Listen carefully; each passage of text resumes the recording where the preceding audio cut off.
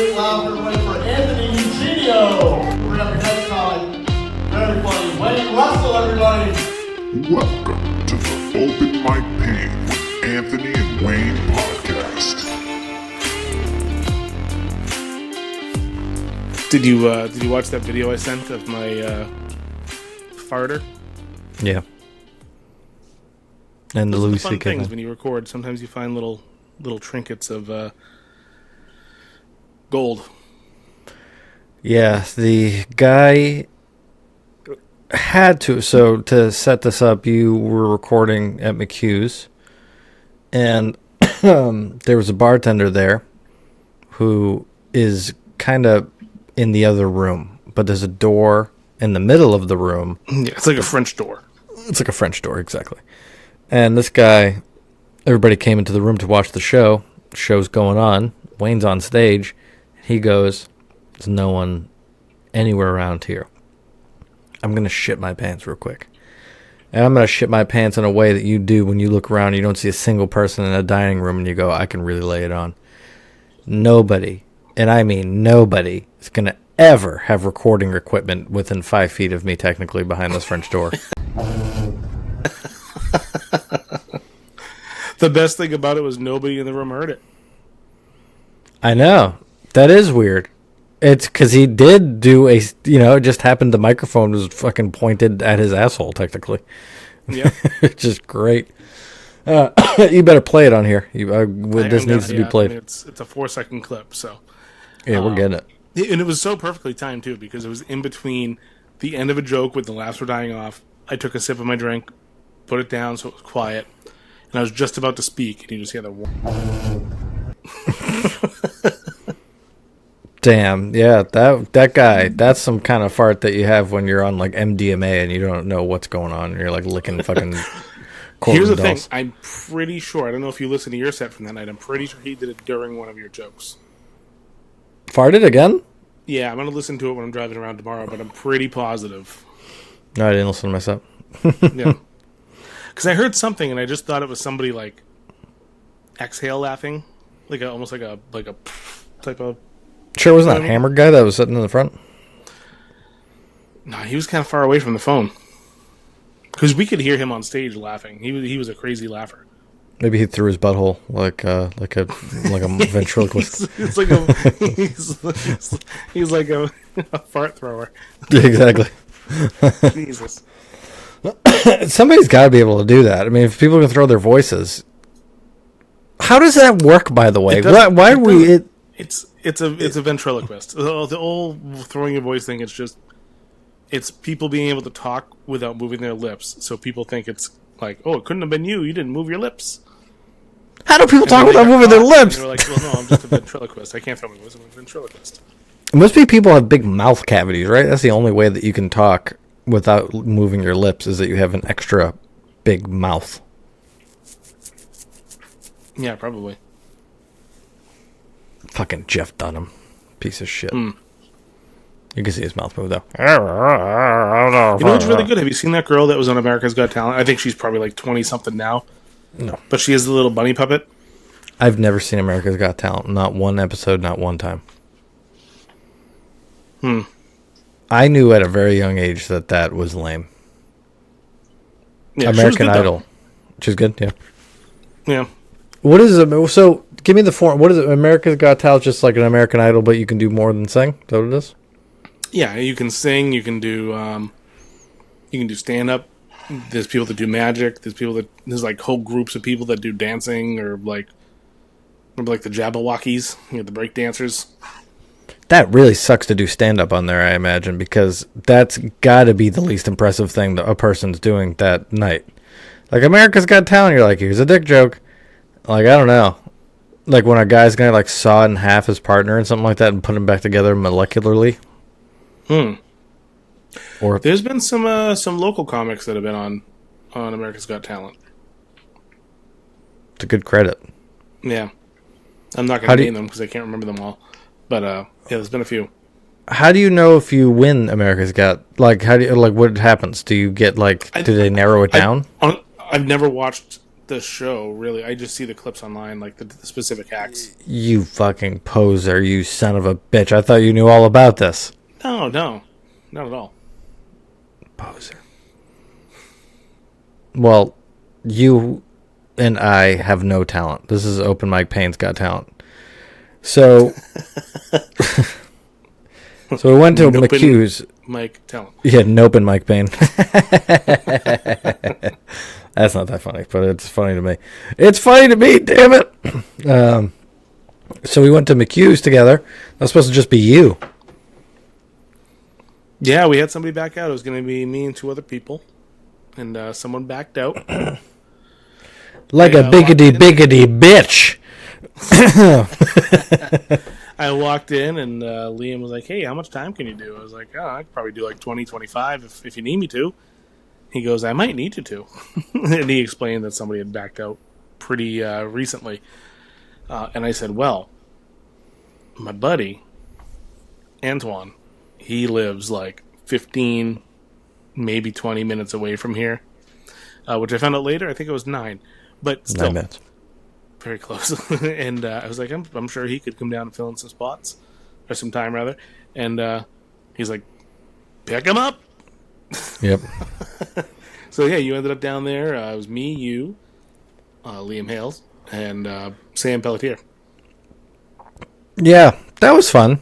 We did a nice little white sandwich over there for that crowd, unsuspecting also a bunch of whites.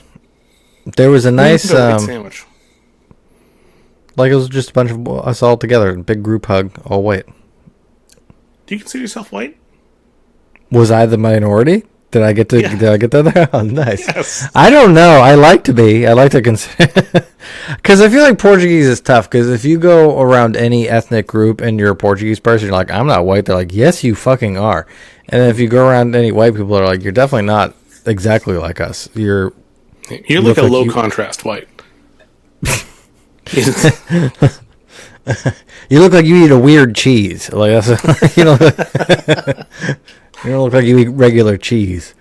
I look like such a dumb piece of shit tonight. So I was making burgers for my wife had her friend over, and I was making them burgers. And I went into the fridge and I saw that there was circled cheese already cut out, and like not square, in the market basket bag. And I was like, they cut it for burgers already. This is sick. And my wife's like, that's provolone, you piece of shit.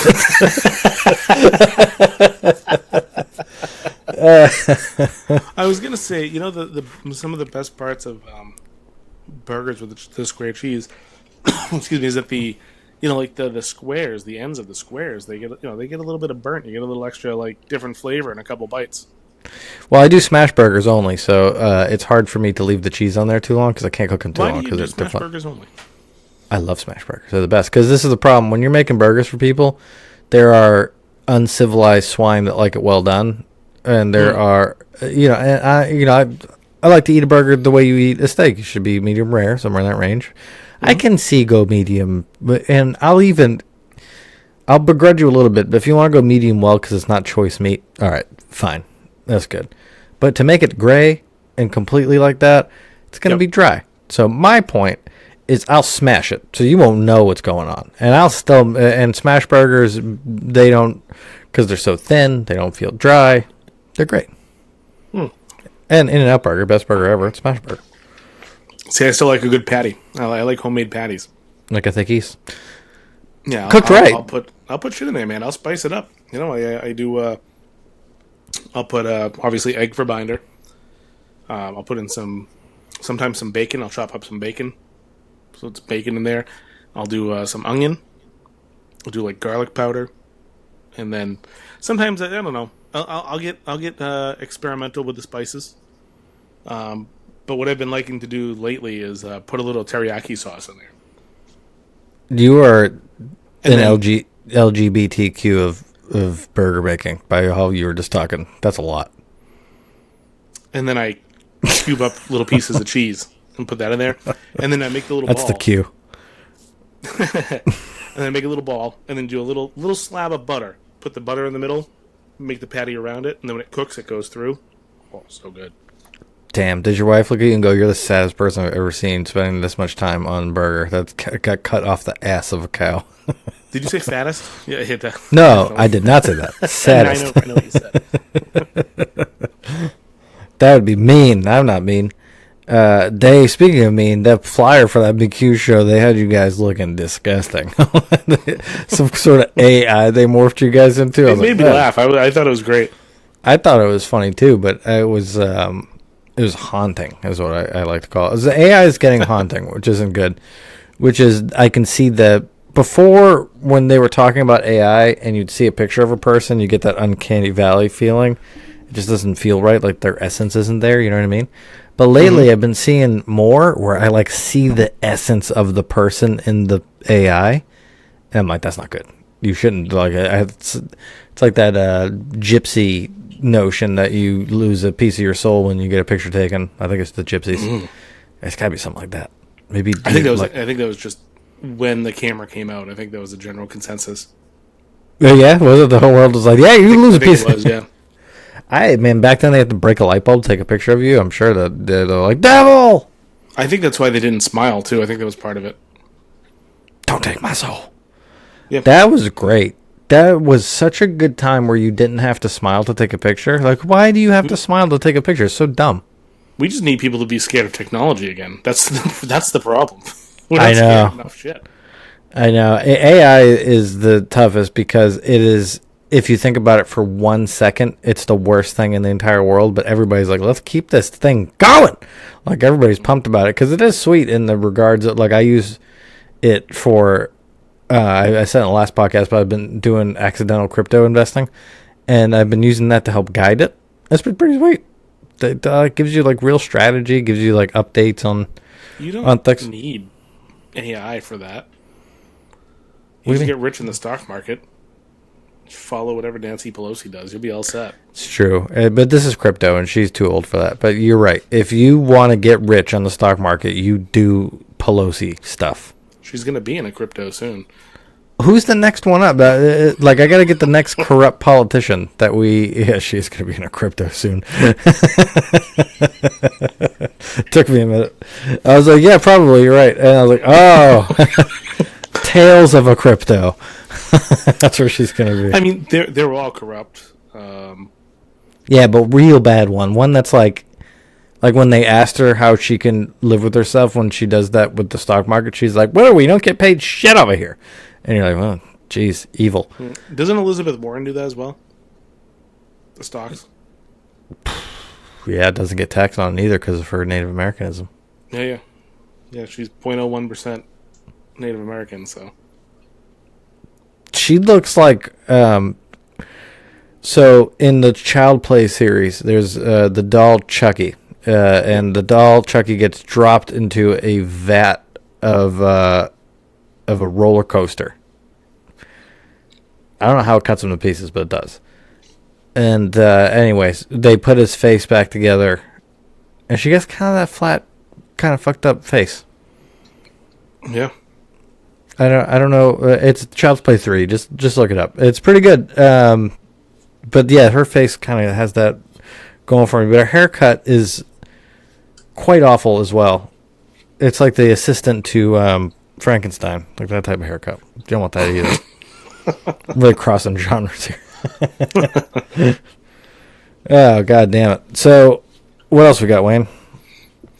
Boy, my arm's tired. Yeah? No. That was just a very, very bad joke. We're both running on little sleep. Me because not kids, and you because you let a dog run your life. No, I think there's something that might have made its way into my home. So we might have to call an exterminator or something. But my dog last night was very interested in one particular area of the house that she's not allowed, and because of that, she made a lot of noise. I finally got her to stop, but I was already having a hard time sleeping, and then she woke me up like 3 times, and I was like, "Get the fuck out of there now!" Oh my god, my dog once put her nose next to an outlet and wouldn't leave it, and we're just like doing this outlet for like a day. And I went over and I opened the outlet. There's a mouse in there, living in the outlet. You have to listen to animals, man. I think I've told the story, but when we first moved into this house, my dogs were very interested in one corner of the bathroom, and we just thought, with their dogs, whatever, that's new to them. Turns out there was a raccoon living in the crawl space underneath the bathroom. Wow. So they could hear it and smell it. Yeah, we had to hire somebody to like lure it out. They used like a one-way trap. Hit it with a frying pan? No, I don't. It just left. It was a one-way trap. So when it went out, it just couldn't come back in. So, yeah. Wow, that's nice. See, what's wild is that I've heard multiple stories now of you hiring exterminators, and it's a sweet, smart move. But as in, like, coming from an immigrant family, I have never done that. We have viciously murdered anything that would come into the house ourselves, like frying pan style stuff. Like, that was mostly what we did. I remember my favorite, which is a horrible raccoon story, is there's this big fat raccoon that got into the house and then ended up crawling on top of my grapevine that we have, like, right outside the house. And it was so fat, and it was trying to escape us, and it landed on a windfall of grapes. And it was like, oh shit! So it stayed up there. We couldn't get it down because it just kept crawling. Like we'd poke it with a broom, and it'd go and it'd move over 5 feet and just eat more grapes. It's fat. We got it. Had to use a brick, but we got him. I tried to capture the raccoon. We didn't know what it was at the time, but I had, one of those drown boxes, and I almost did that joke. I almost did it, and I stopped myself in the middle. I was like, no. But I got one of those, and because I thought it was like a rat, not a raccoon. And I put like some bait in there or whatever, and it just nothing ever went in there. And then I found out it's because it couldn't fit. He probably like has little hands like this. Yeah, raccoons are tough. Yep. It's tough to kill something that has hands. That's the one problem I always have with it. When we had that raccoon, we have a pest control place that comes in and like goes around the perimeter and stuff. And we called them. And they were like, yeah, it's probably bigger than a mouse. You need an exterminator. I'm like, that's what you are. They're like, well, we don't go that big. I'm like, you kill things. Figure it out. What are you talking about? Like, what do I pay you for? They have to draw the line somewhere, man, because people are going to be like, listen, my mother-in-law's been here for 3.5 weeks. You must come kill her.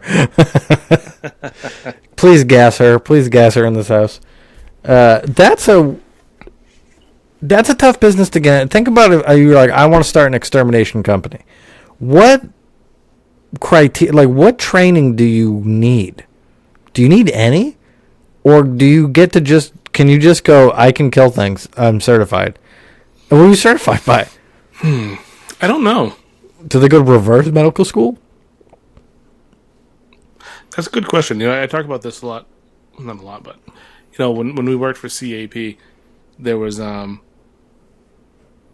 whole thing. I remember them telling us that mechanics in the United States don't have to be ASE certified. But if you go to Canada, every mechanic, you want to be a mechanic, doesn't matter if you're working at Joe's Garage or you're working at friggin' Meineke or the Honda dealership, you need to have the ASE certification so they can prove that you know what you're doing. And I think that we lack a lot of certifications in the States. So probably just saying, I've killed things before is probably enough. And that begs the question, should there be certification? Because you probably want a unification of standards when you're murdering things. Like, you have to use this type of gas, or you got to do this type of thing so that you kill it humanely. But if there's no certification, you can be like, oh, yeah, I only kill them by doing Buffalo Bob style murdering, like Silence of the Lambs to them. That's my favorite way. I put them in a pit and I go, put the lotion in the basket. And I wear their skin like suits. And I think he would say that that's legally he's allowed to do that. That's just his style of being an exterminator, That's why we have those standards and practices. How would you do it? Kind of the messed up thing about some of these exterminators, all of them really, but they put down like the rat poison or mouse poison or whatever. Mm-hmm. Got to be careful with that. Because like, let's say that mouse eats the poison, goes into your yard, dies, and then your dog's like, oh, look, a snack. your dog's gonna fucking die. Yeah, I guess that's true. Yeah. Does it? That It happens? happens, yeah. Yep. I love poison. That's my favorite way to kill. Every time my dad just goes in my attic when I have mice and he hands me a bag of poison and goes, "There you go." They love it, and then I never see mice anymore. And they spread the word too. Like I put poison up there last time, like 3 years ago. I haven't had mice in a couple of years, which is pretty great. But yeah, We you're had a right. mouse problem in my last house, and like we would be sitting in the living room, and we would hear a little noise, and we'd look out and we'd see like 4 or 5 little mice just running around the floor. Oh wow. And I was like, I gotta take care of that. So I bought like traps, like sticky paper, shit like that. Don't do that. Just go straight exterminator, because after like a week they were all gone. But I put down sticky paper one night, and they like to run along the walls and stuff. And it went by the base. I put it by the basement door, and then all of a sudden I hear like this rustle, like just squealing, rustling, whatever. I go open the basement door, and I found they made like a little hole into the wall. He tried to go in that hole, but his back legs were attached to the paper. And he was trying to claw his way in, but the paper was stopping him from going in the hole, so I had to pull him out, and he was holding on like, no! I'm gonna tell you, I'm not made for that. Like, Yep. I'm not made for killing animals. I had a hard time with it. Yeah, you just waxed poetic about a burger, though, you murderer. Yeah. Well, I'm not eating the mouse. Yeah, I Yeah. know, but you're indirectly killing all kinds of things. Go one step further and enjoy the screams of the little mouse. He's like, please, no. Yeah, mice are good. We should kill them because they do bad things to houses, but they are nice if they're in the wild. They're cool little animals. I had a pet mouse once, and I had 2 of them. They were feeder mice for snakes. I was like, I'm going to save 2 of their lives. I'm going to bring them home, and there's going to be 2 less to get fed to the snakes. I'm telling you, 2 days later, I went in, and one of them had eaten the ear off of the other one. I was like, oh my God! And the other one was like, please kill us. So yeah, nature. Tough game to play with. Let's talk about something funny, though. Let's talk about...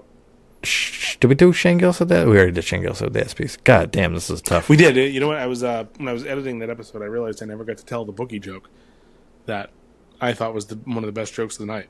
Give it to me. We talked about, what was the guy's name? Shohei Ohtani. Yeah. So Shane Gillis referred to him as a bookie, and then at the end of that joke, he goes, "A bookie is what Bill Belichick reads his girlfriend before bed." That's pretty good. Yeah, that's an interesting story because I remember a couple years ago, it was when they first started dating, which would have made her like 19. There was a picture that surfaced of a man that looked like Bill Belichick, tits out, walking out of a house. And it didn't look like Nantucket where he lives. It looked like a shitty town. And anyways, my brother sent it to me, and he goes, people are saying this is Belichick. Isn't that funny? I'm like, I know those tits anywhere. Those are Belichick's. And he does have mamos. I'm telling you, man. He's got Mamos. He's got some fucking grapefruits. They're perfectly round. Jesus. Yeah, peanut M&Ms, baby. Not fucking regular chocolate ones. Those are stuffed. Anyways, so he's got those fucking rock fucking tits out in this video, and they release it, and it gets swept under the rug. But then last month, the couple who released the photo came out, and it turns out that it was that chick who's famous, not Belichick's girlfriend, who had rented the property, and it was during training camp of the Patriots. So Belichick was staying in like Chelmsford, which is funny. It was a shitty town. And yeah, that was his tits. I knew it. It's pretty good that I'm really bad with names. There's like an uncle and aunt that I have that I committed their names to memory like 2 years ago. Or like my whole life, I would just go them, that people. And but Belichick's tits, put it in a lineup, Usual Suspect style. I am finding Kaiser Sosa. I am finding those tits. Sydney Sweeney's. That's tough. Like, those are almost blinding. So, like, the deadlights from It. Like, I wouldn't be able to find those, I don't think, because they're too perfect. It's like the Ark of the Covenant from Indiana Jones. Melt. What about Conor McGregor's dick? Could you pick that up out of the lineup? If you put a can of paint at the end of it. Are you kidding me? Like, you gotta put one of those, like, you know, those little weights that you put on fish to hold them up to fucking see how much they weigh. You gotta use one of those. I got me a marlin. Yeah, that's a dick right there. I can do a whole episode on that. That was a good one. He's gonna. Let's restart. Yeah, I know. I think he's gonna fight on the fucking White House. I think it's Conor McGregor. He says he's in the testing pool again. Oh yeah. Imagine him just like cocaine. Is that like official? I know they talked about it, but yeah, is it's that official. an official event? Yeah, and they're already planning it for next year, 2026. And I heard Dana White say that John Jones will not be the main event because they can't trust him. But he says he thinks they're going to have to give away all the tickets because they're going to have to be, everybody will have to be vetted that's past the gate. Oh, yeah. What a crazy thing that's going to be. Everybody in the world's going to be like, look at America. They're going in front of their most prized possession house and beating the shit out of each other in front of it with probably a coked out Irishman versus... I don't even know who they're going to have him against. Probably like some kind of Russian. And you're like, what is this, the America show? Because like, who's the best American UFC fighters right now? I don't even know. I'm so far out of it, I couldn't tell you. I know. I want to me get too. back into it, but I just like I can't justify paying all that money to keep up with it. Yeah, they're gonna. I think they signed a deal with Netflix, right, or something like that. I think it's coming out. Did they actually sign it? I know they were talking about it, but I don't know if they did, but that's what's going to happen. There's just no way. Pay-per-view model's dead. Yep. I mean, yeah. I mean, look at WWE. They do. You know, you sign up for They're Peacock, Netflixing. $7 a month. You can watch WrestleMania, all that shit. Although, if you want to watch all their stuff, it's Netflix, USA, Peacock, and then there's like a fourth one, I think. But even still, that's still cheaper than one, pay-per-view. I'm so surprised that Vince McMahon never sold the pay-per-view of him shitting on all these chests. Like, he would do anything for the brand, for the storylines. And he was shitting on people's chests in real life. Yeah. Like, I know he got close. What was it? Stacy? What's her name? Stacey Keebler? Yeah, Keebler? right? Keebler. Yeah. You know, I forgot because I had such a 8-year-old non-boner. Like, I would be like, Trish Stratus, so hot. But I was like 8, so I didn't really feel the boner pains of what if I was like a sad 30-year-old watching it. And so now I'm a sad 30-year-old, and I was watching the documentaries on wrestling, and they went back to the Stacey Keebler, Trish Stratus montages, and I'm like, man, that would especially even Stephanie McMahon. Holy shit, she was hot. I didn't remember that. Yeah, they were all so goddamn hot. I would have watched it in a completely different way. Those puppies as that guy. Imagine him now. Is he dead? Jerry the King Lawler, did he pass away? No, Jerry Lawler's he's alive. Is he? He didn't Those join that puppies. the Road Dogg, Jesse James. He what? He did. He took that term and ran with it. It was actually Road Dogg, Jesse James. Remember Road Dogg and Billy Gunn? No, I was Attitude Era They and were above. DX. That's Attitude. It is? It was DX. Oh, I know DX. Yeah, it was Shawn Michaels, Chyna, Triple H, Road Dogg, X-Pac, and Billy Oh, Gunn. I remember. So, wow, why do I forget those two? Because I remember X-Pac, China, Triple H, Shawn Michaels. You don't remember Badass Billy Gunn and the Road Dogg Jesse James? No. They had the best entrance ever. Is Jesse James a motorcycle guy? Is it the same guy that now makes motorcycles? No. No, different guy. No. Wow, they were definitely the two shittiest ones on the team because those other guys were superstars. They were incredible. They were tag team champions. Quite often. Well, Tupac. They were really good. X-Pac. His name is X-Pac, not Tupac. I called it. What about X-Pac? Tupac. Did he have life past the Degeneration X? He had life from well before that and well after. Damn. I was 8 years old, all right? I'm trying to recall Like, he was 8-year-old the one- memories. He was the 1, 2, 3 kid. Like when he came up, he was like 17 years old. He was like the night kid, came into the WWF. He was the 1, 2, 3 kid. Then he became X-Pac. I don't know if he went to NWO first or if he was DX and then went to NWO, but he was in NWO as X-Pac, and then he went to... Yeah, I think it was X-Pac, and then he went to DX as X-Pac. Jeffrey Epstein. He was great. You know, he tore his asshole open. Wow. Wow, we're like Eskimo brothers in that way. How? Yeah, I think... Remember he used to do the thing where he'd run into the corner and like ride, like Bronco Bull ride? I do remember that. Yeah. I'm pretty sure he did That that. was gay. I think this is how it happened. I think he did that, and it was like the guy was supposed to move or whatever, and he did, but he just caught the turnbuckle just right and just went like right up his asshole and ripped it open. I think that was it. Wow. Talk about probe. That's fucking awesome. For the love of the game, too. Yeah. China too. She did that. Not in WWF though. Yeah, she did. She fucking did.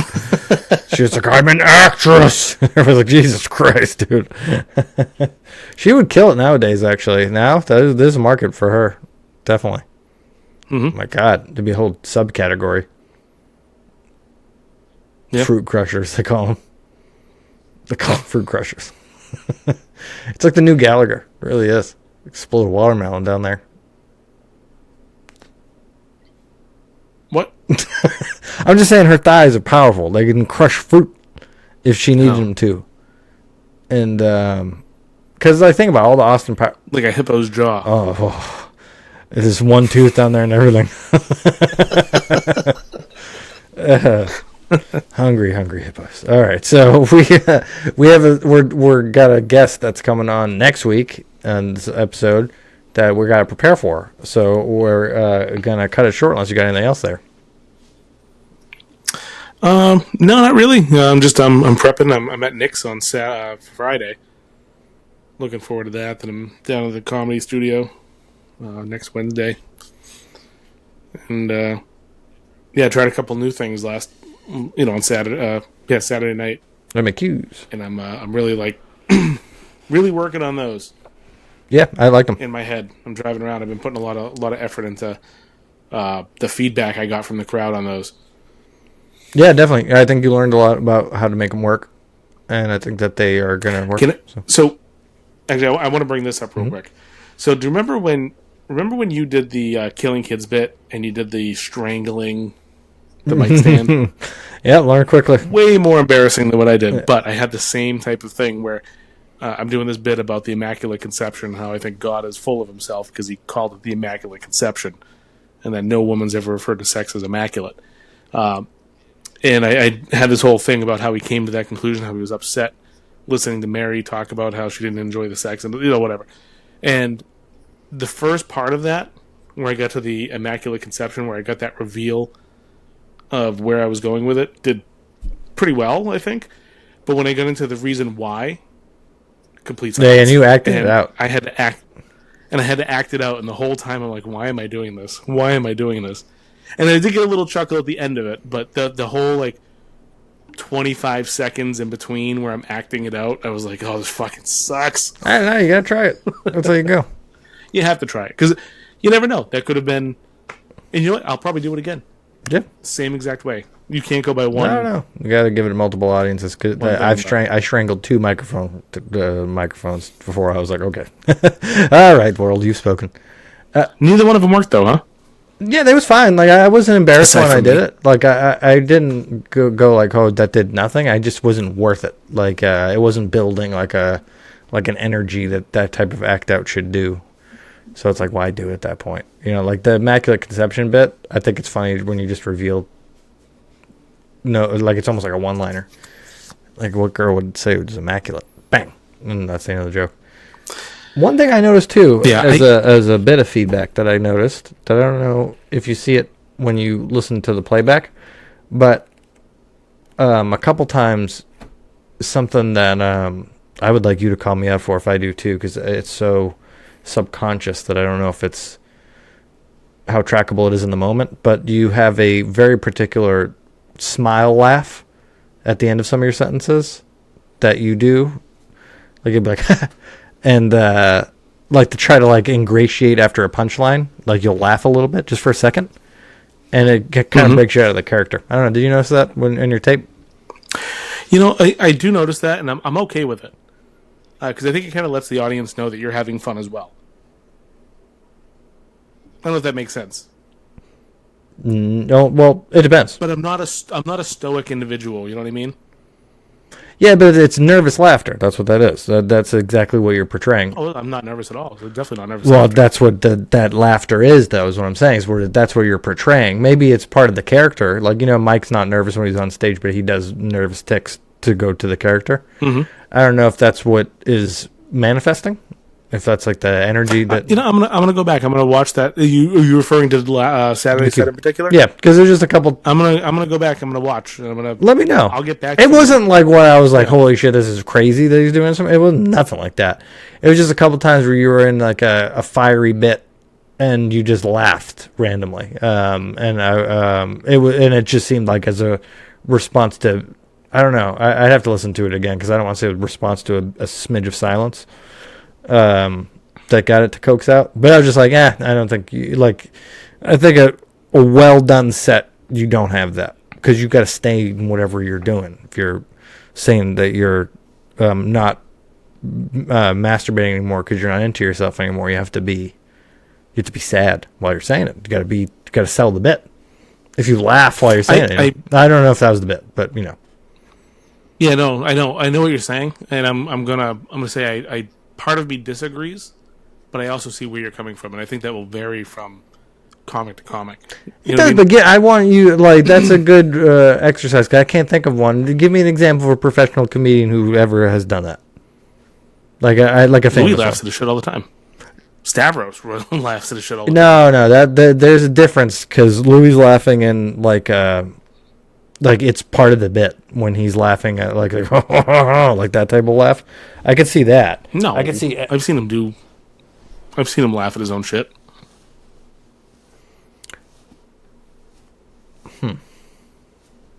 I don't know. I think it's a sign that you're having fun. You know what I mean? It's like you have to think it's funny too, right? I mean, do you ever like write something down and laugh at it? Yeah, no, that's it. But if I'm doing a bit about being angry, I'm not gonna laugh. Like there is a way that You're saying that I'm portraying myself as angry and then I laugh. I'm not saying that that's what. Or I'm fired up and then I laugh. Yeah, or it just is not the right time to laugh. Like you're not saying it like as you would in a story. You're saying it like you're doing a performance, and the laugh is coming because of the performance, not because of the material. Like it's not like you know what I'm saying. Well said. I'm gonna go back and listen, and I'll let you know. Yeah, I'm gonna go back and listen specifically for that. Yeah, it's the quick laugh. So it's not like it's like we're like like that type of little laugh that you do. You do it in regular conversation all the time. But yeah, that's what I'm saying. I don't know. We're getting to the nuts and bolts here. It was a great set overall. Don't take it the wrong way. But I'm not. I love feedback. The time that I can't stop myself from laughing usually, and I think it helps. It is based on material, so it's normal. If I go really dark, I'll sell the darkness, and then if there's like a nervous laughter to the darkness, I'll laugh a little bit because it's funny to me to go that far. That's when I'll do it. But yeah, I don't know. You're gonna text me and you're like, you're a fucking idiot. I didn't do that one time. No, I very well could. I know I do that. But I've never thought about where I do it and its implications on how it's perceived. Agreed. The quest for laughs.